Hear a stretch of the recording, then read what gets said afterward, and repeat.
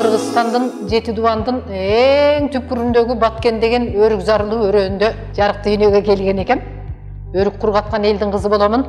Өрүк зарда ошентип чоңойдук балалыгыбыз.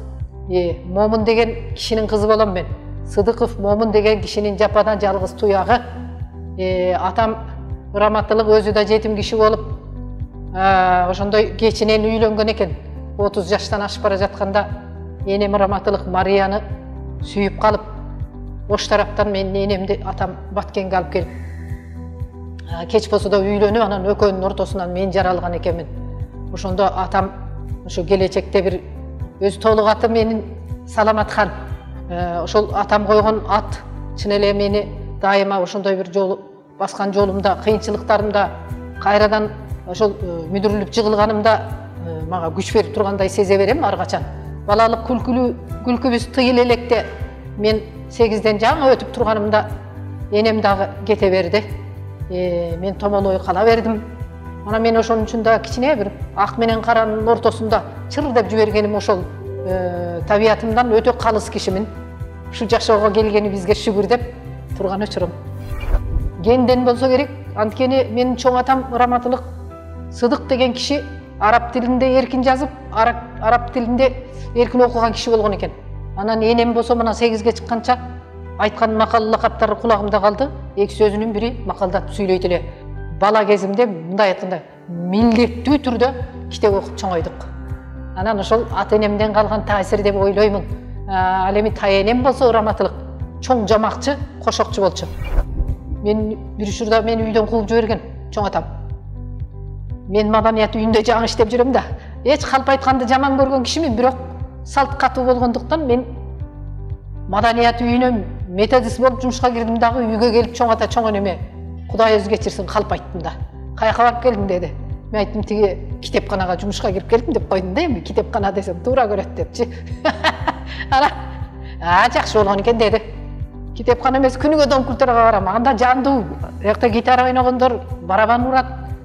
Анан кийин эле бир күнү Оштун телевидениясына барып, жаныбарым Гүлсарым деген ырдырдым деп ошондо кыргызымдын толпары көлүктөрдөн көлүк чыккан Гүлсарым деп. Анан биринчи жолу гезитке дагы мен кашкайып аумин деп койгон экен жараткан. Ошо жергиликтүү автор гезитке жазган агайдын атын кечирим сурайм, азыр унутуп атамын. Мени жаныбарым Гүлсарым деген тема коюп бир гезиттин бетин толо кылып чыгарып койду. Ошондо ошо эсимден эч кетпейт. Чыңгыз Айтматовдун Гүлсар атындай болуп, ушул кызыбыздын келечеги таскагы ааламды кезип өтсүн, ошондой бир күлүк болсун деген сыяктуу кылып аңгемени бүтүргөн экен аягында. Мына мен жаш 16 жаш кезимде мага жергиликтүү калемгердин берип койгон элдин атынан ишеними батасы болду да.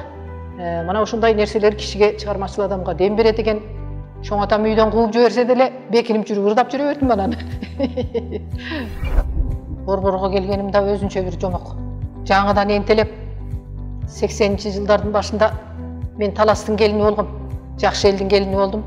Ой, айылда эл жыйлат да, жанагы Баланчанын үйүндө той болот, Төлөнчөнүн үйүндө дагы бирдеме бешик той болот. Ошогон айылдын эли ынтымактуу болот. Анан биз келин кесек, бизди чачыбыздан салабайт, ал жерге барып кызмат кылабыз. Айылдын мына ушул Талас элинин башка жакты мен билбейм. Ошо бирөөнүн үйүндө түтүн чыгып, эл тосуп калса, Куда сөйүп жегжаат тособу мисалда, келин кесек жүгүрүп барып шымаланып кызмат кылабыз. Меники сеники дебей. Идиш аякты да тытып жууп жиберет. Камыр жууруйсуң, борсокту бышырып жибересиң. Мына ошондой кызматтарда мен деле аралашып жүрүп анан, "Эй, келин, ырдап кой" десе, сүйүнүп ичимен отура калып ырдайт элем да мынтип. Тек ырдасам анан баарына жагат экен көрсө. Эми жаш кезекте чындыгында үн тунук болот экен. Балким менин ошондой үнүмдүн тембри жагымдуу болгон үчүндү. Анан айылдагылар эстеп калып, анан жана сиз айткандай 3-чү секретардын менин бактыма огороту, биздин огороддун аркы башында алардын үйү, берки башында мен. Ошол ата энесинин үйү да, ал эжеке айырбек аз келет эле. Ошол бир тууганы жеткирип барыптыр. Ошо бир күн үйүнө барып тамак жеп отурса, эжем мактаныптыр да мындай сыймыктанып. Мына биз деле бул көл жакта биринчи чыккан да ырбый ансамблдер. Кыргызстанда Боз Салкын, Аккуу, бери келгенде Кочкордо Бекбекей деген ырбый ансамблдер таш жарып турар эле. Кыргызстандын аброюн көтөрүп, чет өлкөгө барып келгендерин угуп турат элек да. Мына ошол Боз салкын бекбекейлердин өңүтүнөн анан биздин Кара Бура району ансамбль түзүп, анан ошондой бизге окшогон ыргыгы шыктууларды издеп турганда менин жылдызым жанып калып атпайбы? Анан эле бир күнү тагдырым жарк эткизип туруп эле асмандан түшүп калгандай болуп эле эшиктин оозуна бир машина келип токтоп калды. Кайненем чыгып айтты, саламат деди. Саламат дебейт эле. Ай келин, чык эшикке. Ана райкомдун машинеси келиптир, сени алып кеткени дейт. Десе жүрөгүм түшүп калды. Мени райком эмне кылат экен депчи. Анан жок мен барбайм го апа. Тургунбек урушат дедим. Жолдошум аты Тургунбек. Эми биз аял киши күйөөңөн жоопсуз чыкпайсың дешке. Десем кайненем айтты, жок, барбасаң болбойт балам. Тургунбек урушпайт, мен айтып коем кечинде. Чык эшикке. Райком машинеси күтүп калды дегендей кылды. Анан ал кишинин сөзү юбка дегенди жупка дейт эле. Жупкелиңди кийип ал айланайын деди. Ал дегени жасанып ал дегендегиси го.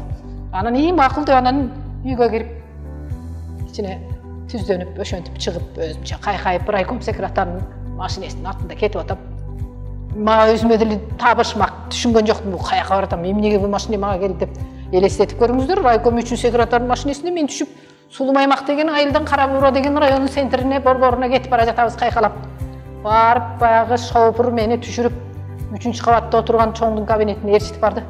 Мына аяка киресиз, Дарика Жумагуловнага деди. Кирсем узун бойлуу, сулуу, келишкен, ушундай мендей чачын түйүп алган эжеке отуруптур. Анан барып эле отуруп калдым бүжүрөп эле. Анан ошо кел, сен тиги баланчанын келини болот турбайсыңбы? Жакшы, жакшы, сени айтып атышат. Жакшырдайт дейт, айылда жакшырдайт экенсиң го деди. Жок, эжеке деп коем дагы, жеттик деп. Десем айтты, жок, мен уктум деди, сен жөнүндө маалымат келди. Биз Ырбый ансамбль куруп жатабыз. Ырбый ансамбльге ошол мыктынын баарын жыйнап жатабыз деди. Десе, ичимде отуруп кантип элешим, мен ырдап калам. Бала кезимдеги армандар козголуп атат да баягы.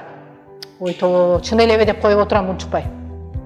Сөздүн кыскасы айтты, мен айттым, эжеке, мен катыша албайм, күйөөм урушат.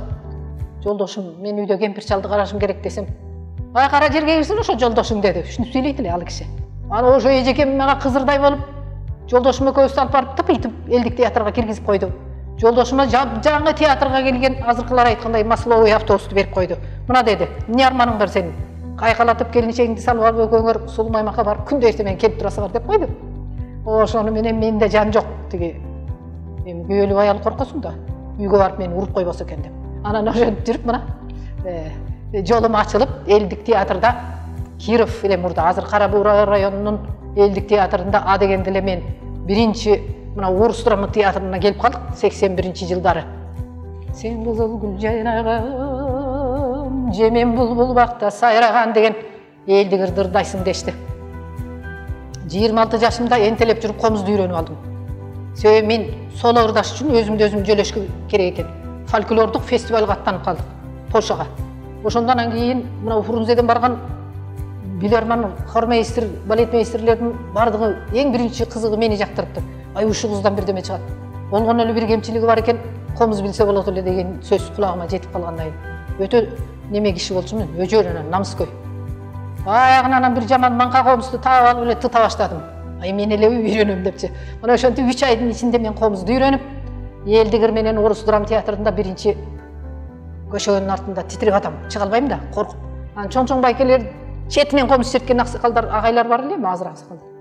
Ай чертип бериңизчи десем эле баары ада бир кудайдан окшойт, баары эле мага ой жо өзүң чыгасың деди. Анан ошо жерде бир 1-2 мүнөттүн ичинде чыйрала түшүп баягы кой эми шерменде болбойм, уят болбойм деп ошо бысмылда деп чыгып ырдап койдум. Телевизор тартып кийин карасам, сопсон эле ырдаптырмын. Анан өзүмө өзүм ишеним пайда болуп, ой мен ырдасам болот турбайбы деп анан Москвага бардык, Москвадан ырдадым. Польшага барып аяктан ырдадым. Мана ушинтип жолум ачылып кетти, айланайындар. Бул өнөр канча бийикте жаркырасаң ошончо жупуну болушуң керек. Ошончо карапайым болушуң керек. Мен жаштарга айтат элем да, жөн эле мурунду дердейте берген менен биздин кыргыз элинде өзгөчө көрөнгөлүү, уюткулуу руханий дөөлөттөрүбүздүн али чети ачыла элек биздики. Бул чыгармачылык деген али аша турган кыр бар, бел бар дегендей. Мына мен азыр ушул учурда алган атагым деле Кудайга шүгүр. Ашыкча өнөрүмдү эми борбордо көрсөтө албай калдым. Мисалы сайма саят элек кичинекейибизде тор түйдүк, ийи кийридик, жүн сабадык, килем токудук.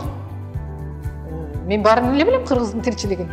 Бери келгенде тиги Талас деген элге келин болуп айтып атам го жанагы жарма кайнаткандан бери үйрөнүп алдык дегендей 5 бармактын атасын таанытам.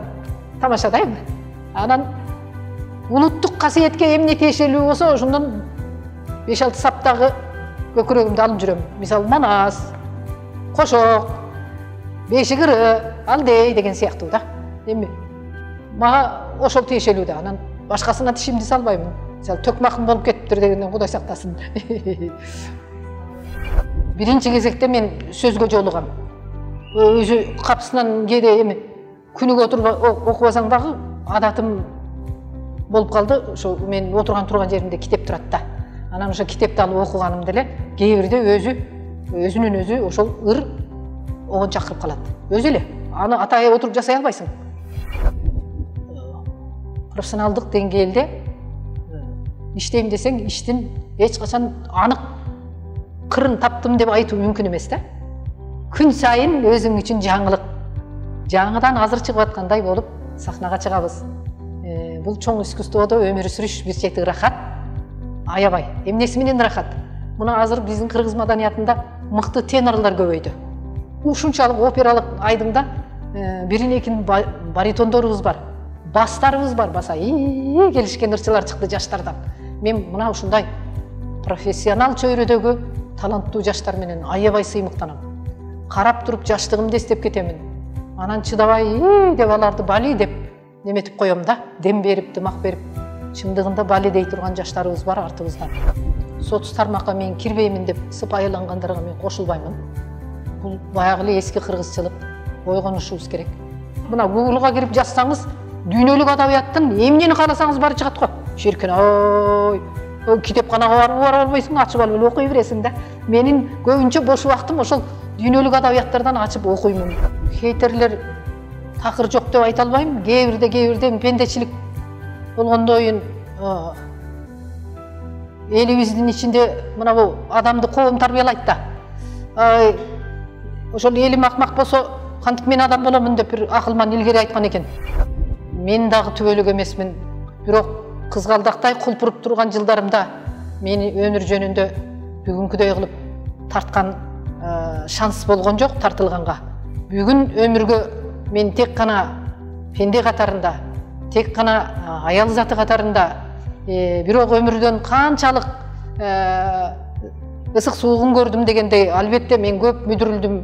Ошондой нерсенин ортосунан чыгып туруп, тек гана жакшылыкты көрүп, жаштыгымды көрүп, кандайдыр бир жашоонун бир кулпурган, кызгалдак жайнаган жайлоосунда чуркагым келип дегендей, ошондой кыялданып, өзүмдү бир жаш сезип, ошондой бир аял заты бир дайым сулуу болгум келет го.